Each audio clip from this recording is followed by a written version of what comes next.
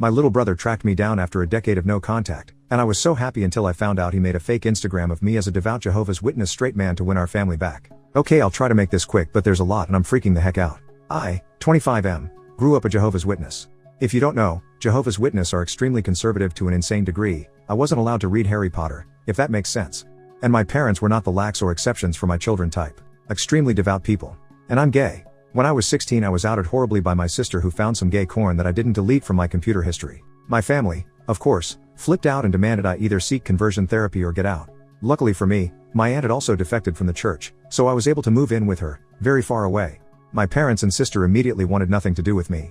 But my brother, now 15M, was 6 years old. He was too young to really grasp what was going on, and had no phone or social media or anything, so I couldn't contact him.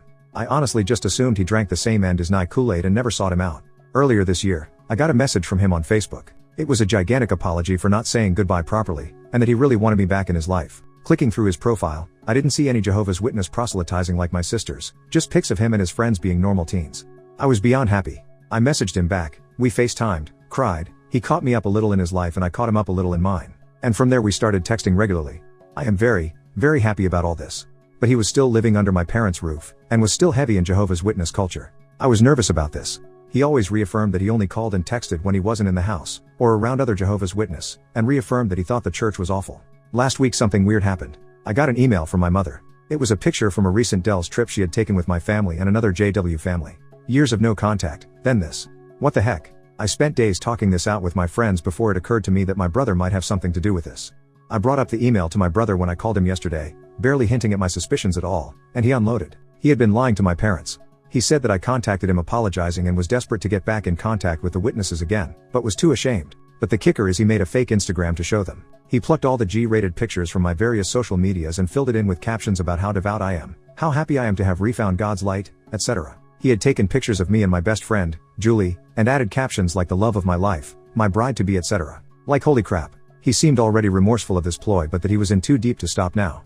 Now, he didn't say as much, but the obvious implication here is that he thought he could get my family back together. But this isn't a freaking sitcom or the Birdcage. He's catfishing his very emotionally unstable and religious zealot parents into thinking their gay outcast son was reconverting. I have no intentions of being in their life ever again, but I'd like to remain in my brother's life, and I don't want this incident to scare him off or sever the small bits of contact we have now.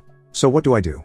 I will not be contacting my parents, nor will I pretend to be straight. Obviously I need to tell him to close the account and stop talking about me to them, but what else if anything? Top comment. Maybe he wants grounds to escape to you. Look bros, all fixed. I can go visit him during summer without being banished.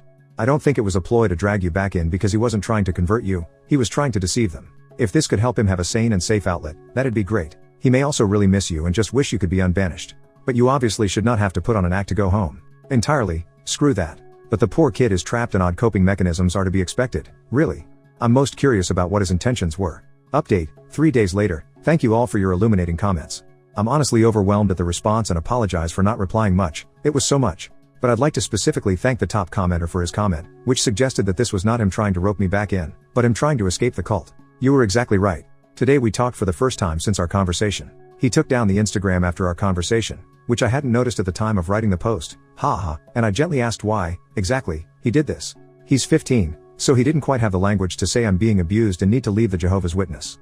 What he said, instead, was that mom and dad are crazy and he's become disillusioned with the cult. He even used the word cult. He still believes in God and wants to explore different sects of Judeo-Christianity. My hometown is a small place in the Midwest, and everyone knows who the Jehovah's Witness are. They're like, those people. So he couldn't covertly go to another service without someone recognizing him and it getting back to my parents.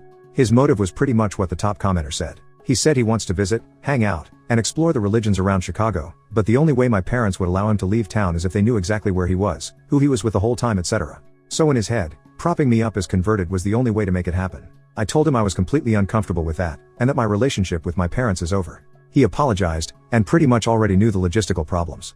I think this was a very maturing ordeal for him. I established myself as a lifeline. I told him that if it ever gets too much, I will pay for his train ticket and he can stay with me for as long as he likes, even moving in for the remainder of high school. And I mean it, I have enough space, and my aunt will help with childcare and extra expenses. He seemed apprehensive, but the thought's out there, and he now seems comfortable enough to vent about the church, my parents, and my crazy sister directly. As for my parents, I just told him to cold turkey stop talking about me. If they ask, and this was suggested by Julie, my bride-to-be, he will tell them that I might have refound Christianity but I have no intentions to return to the Watchtower, and that he stopped talking to me. Leaving Jehovah's Witness for any reason is grounds for excommunication. And I put my actual Instagram on private, in case they go looking. They might think I'm not gay, might now have the sliver of hope that I'll return to them, but that's honestly not my freaking problem. And for the guys who suggested this was a honeypot. No 15-year-old can act this well. He's so full of love and kindness, and as messed up as his plan was, it was at the end of the day because he is panicking in a toxic environment. Thank you all, again. My brother is back in my life, and I now have the means to help him. Thank you, thank you, thank you. Relevant comments. Commenter number 1. Pretty sure I'll be downvoted for this, but it's lame as hell that you won't go along with it just so your brother can have somewhere safe to go when he needs to. No one said you need to be best buddies with your parents again, and them having kicked you out for any reason is a good reason to not have to befriend them. OP. The logistical problems are insurmountable. What if, instead of sending a 15-year-old alone on a trip with a previously gay son, they all take a trip? What if they try to contact me? Meet my wife? Again, this isn't the birdcage. And the point of the birdcage is that you can't hide who you are, even if it's to earnestly help a loved one.